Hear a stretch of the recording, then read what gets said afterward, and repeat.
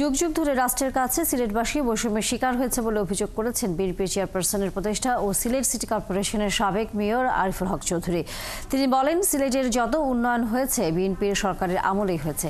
পতিত স্বৈরাচার হাসিনার নির্দেশে সাবেক অর্থমন্ত্রী কিবরিয়া হত্যা মামলার আসামি করে তাকে নির্যাতন করা হয়েছে বলেও জানান তিনি। এ সময় আরিফ আরও বলেন, বহিরাগত ও বিশৃঙ্খলা সৃষ্টিকারীদের জায়গা সিলেট বিএনপিতে হবে না। লন্ডনে ৭১কে দেয়া এক সাক্ষাৎকারে এমনটি বলেন বিএনপির এই নেতা। বিস্তারিত আরিফ মাহফুজের রিপোর্টে। হঠাৎ করে লন্ডন সফরে এসেছেন বিএনপির চেয়ারপারসনের উপদেষ্টা ও সিলেট সিটি কর্পোরেশনের সাবেক মেয়র আরিফুল হক।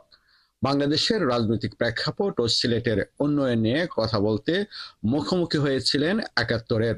এ সময় সাবেক এই মেয়র অভিযোগ করেন, যুগ যুগ ধরে রাষ্ট্রের কাছে বৈষম্যের শিকার হয়েছে সিলেটের মানুষ। আমাদের বঞ্চিতটা যেমন অনেক দীর্ঘ হচ্ছে, তার মূল কারণ সিভিল সার্ভিসে আমাদের লোক নেই, মিলিটারিতে নেই, পুলিশে নেই। মাঠের অলরাউন্ডার আমি, আর ঘরের অলরাউন্ডার টাইলক্স।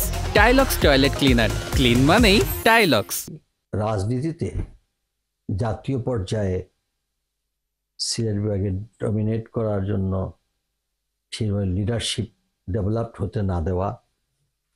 তবে সিলেট যতটুকু উন্নয়নের ছোঁয়া পেয়েছে ততটুকু বিএনপি সরকারের আমলে হয়েছে বলে জানান তিনি। বিগত 17 বছরের দৃশ্যমান কোনো ডেভেলপমেন্ট সিলেট বিভাগে হয় নাই। বিএনপি যতবার ক্ষমতায় ছিল ততবার সিলেটে যাই হয় উন্নয়ন হয়েছে। ইতিমধ্যে তিনি নিয়োগ পেয়েছেন সিলেট সিটি কর্পোরেশনের প্রশাসক হিসেবে। তবে প্রশাসকের দায়িত্ব নাকি সিলেট ১ আসন থেকে আগামী নির্বাচনে দলের মনোনয়ন চেয়ে সংসদ নির্বাচন করবেন এমন প্রশ্নে আরিফ বলেন, দলের হাইকমান্ড যে সিদ্ধান্ত দেবে সেটাই তিনি পালন করবেন। সিলেট ১ আসনে আগামী নির্বাচন করার ইচ্ছাও প্রকাশ করেন চেয়ারপারসনের এই উপদেষ্টা। যে অনেকটাই যখন রাজনৈতিক সিদ্ধান্তের ব্যাপার, তো আমার দলীয় প্রধান বা দলের হাইকমান্ড যে সিদ্ধান্ত দেবেন আমরা সেই সিদ্ধান্তই। আমি অতীতেও আমি দলের সিদ্ধান্তের বাইরে কখনো কোথাও যাইনি। যদি নমিনেশনের তফসিল ঘোষণা হলে পরে তো প্রত্যাশা তো আমি কেন চাইব না। আরিফুল হক অভিযোগ করে আরো বলেন, চক্রান্ত করে পতিত শেখ হাসিনা সাবেক অর্থমন্ত্রী এস.এম. কিবরিয়া হত্যা মামলায় তাকে আসামি করে জেলে নিয়ে নির্যাতন করা হয়েছে। এমন দিন নাই যেদিন আমাকে কষ্ট দেওয়া হয় নাই। আগামী নির্বাচন নিয়ে অন্তর্বর্তীকালীন সরকারের কাছে সুস্পষ্ট রোডম্যাপ চেয়ে বিএনপি নেতা বলেন, আমরা আশা করি প্রধান উপদেষ্টা তার কথা থেকে বিচ্যুত না হয়ে শীঘ্রই জাতির কল্যাণে একটি নির্বাচনের আয়োজন করবেন।